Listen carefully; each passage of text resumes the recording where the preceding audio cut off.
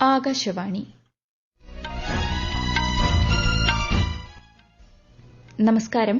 വാർത്തകൾ വായിക്കുന്നത് കൃഷ്ണ.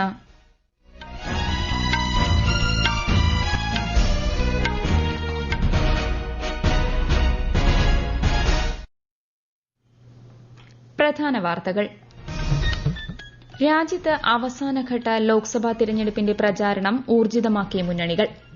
റേമൽ ചുഴലിക്കാറ്റ് കരതൊട്ടു. പശ്ചിമബംഗാളിലെ വിവിധ ജില്ലകളിൽ കനത്ത മഴ തുടരുന്നു. സ്ഥിതിഗതികൾ വിലയിരുത്തി പ്രധാനമന്ത്രി.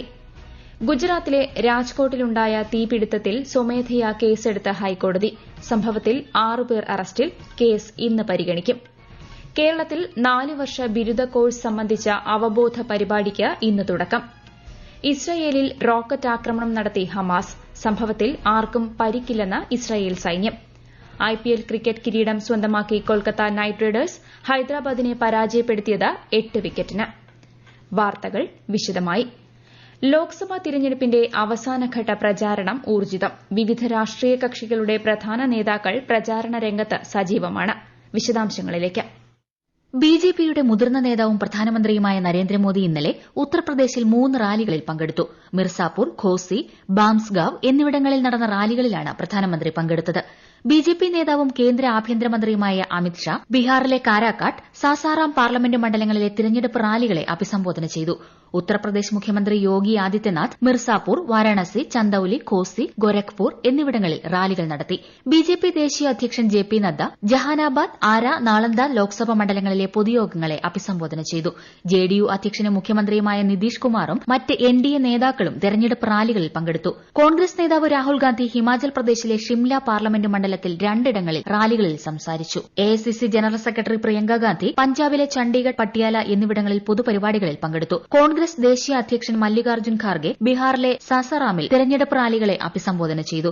സമാജ്വാദി പാർട്ടി അധ്യക്ഷൻ അഖിലേഷ് യാദവ് ഉത്തർപ്രദേശിലെ ബലിയ, സലേംപൂർ എന്നിവിടങ്ങളിൽ റാലികളിൽ പങ്കെടുത്തു.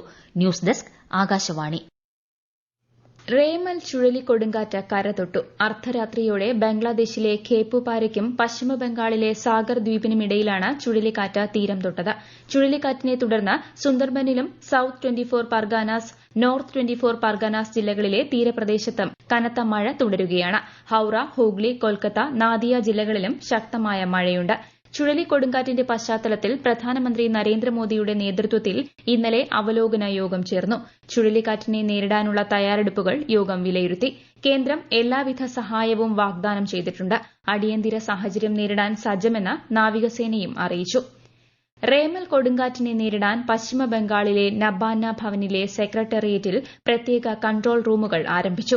ദുരന്ത മുന്നൊരുക്കങ്ങൾക്കായി കൊൽക്കത്ത പോലീസ് ആസ്ഥാനത്ത് സംയോജിത കൺട്രോൾ റൂമുകളും പ്രവർത്തനം ആരംഭിച്ചിട്ടുണ്ട്. 21 മണിക്കൂർ വരെ വിമാനയാത്രകൾ റദ്ദാക്കാൻ തീരുമാനിച്ചതായി കൊൽക്കത്ത വിമാനത്താവള അധികൃതർ അറിയിച്ചു. ഗുജറാത്തിലെ രാജ്കോട്ടിൽ അമ്യൂസ്മെന്റ് പാർക്കിലുണ്ടായ തീപിടുത്തത്തിൽ TRP ഗെയിം സോൺ ഉടമസ്ഥർ ഉൾപ്പെടെ 6 പേർക്കെതിരെ ഹൈക്കോടതി സ്വമേധയാ കേസെടുത്തു. മനഃപൂർവ്വമല്ലാത്ത നരഹത്യയ്ക്കാണ് കേസെടുത്തത്. കേസ് ഇന്ന് പരിഗണിക്കും. ഗെയിം സോൺ ഉടമ യുവരാജ് സിംഗ് സോലങ്കി ഉൾപ്പെടെ 2 പേരെ അറസ്റ്റ് ചെയ്തതായി രാജ്കോട്ട് സിറ്റി പോലീസ് കമ്മീഷണർ അറിയിച്ചു. 27 പേരാണ് തീപിടുത്തത്തിൽ മരിച്ചത്. വെൽഡിംഗ് തൊഴിലാളികളുടെ അശ്രദ്ധ തീപിടുത്തത്തിന് കാരണമായെന്നാണ് പ്രാഥമിക നിഗമനമെന്ന് സ്ഥലം സന്ദർശിച്ച ഗുജറാത്ത് ആഭ്യന്തരമന്ത്രി ഹർഷ് സിംഗ്വി പറഞ്ഞു. ഡൽഹിയിൽ കുട്ടികളുടെ ആശുപത്രിയിലുണ്ടായ തീപിടുത്തത്തിൽ അന്വേഷണത്തിന് ഉത്തരവിടാൻ ചീഫ് സെക്രട്ടറിയോട് നിർദ്ദേശിച്ച് lieutenant governor VK Saxena. Vivek വിഹാറിലെ ആശുപത്രിയിലുണ്ടായ തീപിടുത്തത്തിൽ 6 നവജാത ശിശുക്കൾക്ക് ജീവൻ നഷ്ടമായിരുന്നു. നിരവധി പേർക്ക് പരിക്കേറ്റു. കുടുംബങ്ങളുടെ ദുഃഖത്തിൽ പങ്കുചേരുന്നതായും പരിക്കേറ്റവർ എത്രയും വേഗം സുഖം പ്രാപിക്കട്ടെയെന്നും ലഫ്റ്റനന്റ് ഗവർണർ പറഞ്ഞു. ഗുജറാത്തിലും ഡൽഹിയിലുമുണ്ടായ ദാരുണമായ തീപിടുത്തത്തിൽ ജീവൻ നഷ്ടമായവരുടെ കുടുംബങ്ങൾക്ക് പ്രധാനമന്ത്രി നരേന്ദ്രമോദി ധനസഹായം പ്രഖ്യാപിച്ചു.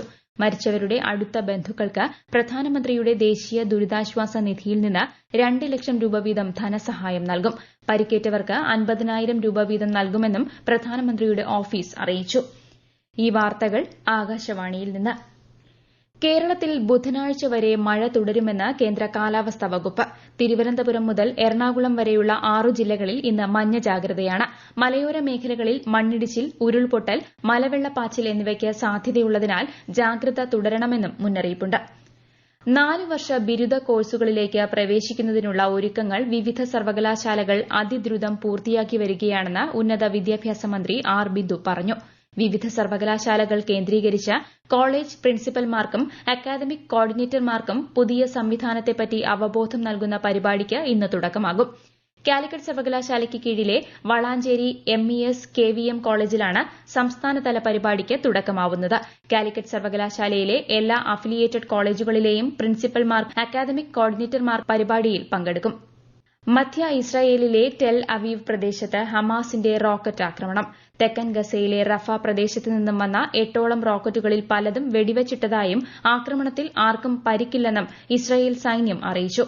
അന്താരാഷ്ട്ര നീതിന്യായ കോടതിയുടെ ഉത്തരവനുസരിക്കാതെ റഫേൽ ഇസ്രായേൽ രൂക്ഷ ആക്രമണം തുടരുന്ന പശ്ചാത്തലത്തിലാണ് ഹമാസിന്റെ തിരിച്ചടി.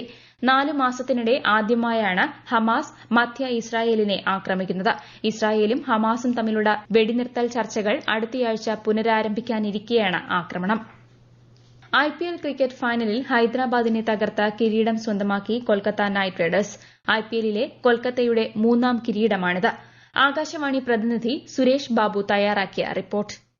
കൊൽക്കത്തയുടെ മികവിന് മുന്നിൽ നിഴൽ പോലുമാകാൻ കഴിയാതെ ഹൈദരാബാദ് ദയനീയമായി പരാജയപ്പെട്ടപ്പോൾ 2 മാസത്തിലധികം നീണ്ട IPL സീസണിന്റെ കലാശപ്പോരിന് നിറം മങ്ങി. ചെന്നൈയിലെ ചെപ്പോക്ക് സ്റ്റേഡിയത്തിൽ ബാറ്റിംഗിലും ബൌളിംഗിലും സമ്പൂർണ്ണാധിപത്യം കൊൽക്കത്തൻ പുലികൾക്കായിരുന്നു. കിരീടദാഹത്തിന്റെ പോരാട്ടവീര്യം ഒരു ഘട്ടത്തിലും പുറത്തെടുക്കാനാകാതെ കമ്മിൻസും കൂട്ടരും തുടക്കം മുതലേ തോൽവി സമ്മതിക്കും വിധമായിരുന്നു ബാറ്റ് വീശിയത്.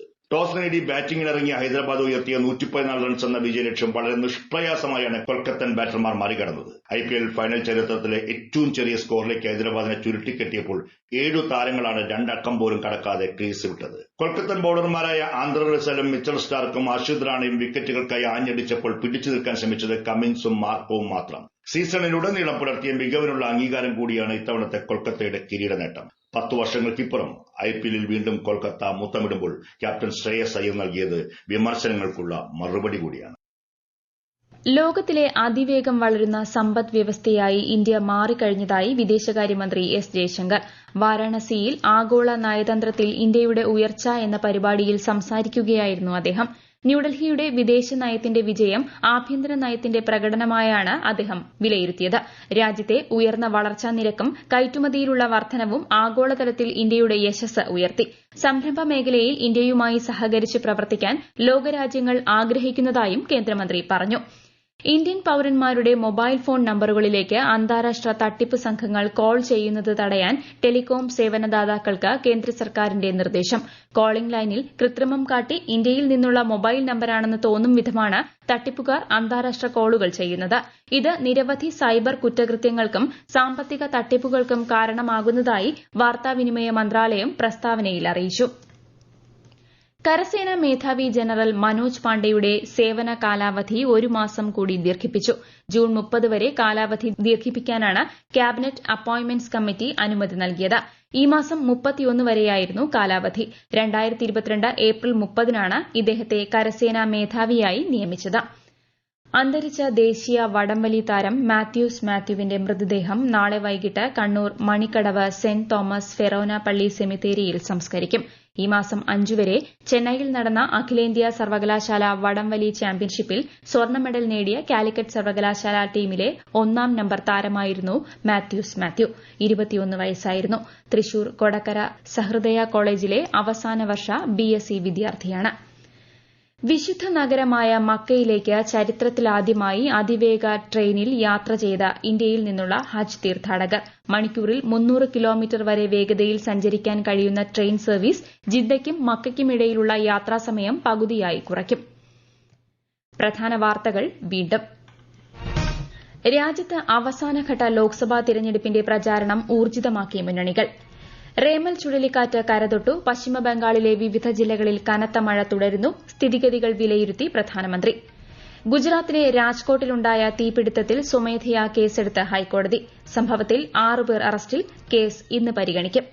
കേരളത്തിൽ 4 വർഷ ബിരുദ കോഴ്സ് സംബന്ധിച്ച അവബോധ പരിപാടിക്ക് ഇന്ന് തുടക്കം. ഇസ്രായേലിൽ റോക്കറ്റ് ആക്രമണം നടത്തി ഹമാസ്. സംഭവത്തിൽ ആർക്കും പരിക്കില്ലെന്ന് ഇസ്രായേൽ സൈന്യം. IPL ക്രിക്കറ്റ് കിരീടം സ്വന്തമാക്കി കൊൽക്കത്ത നൈറ്റ് റൈഡേഴ്സ്. ഹൈദരാബാദിനെ പരാജയപ്പെടുത്തിയത് 8 വിക്കറ്റിന്. വാർത്തകൾ കഴിഞ്ഞു. അടുത്ത വാർത്താ പ്രക്ഷേപണം ഉച്ചയ്ക്ക് 12:30-ന്.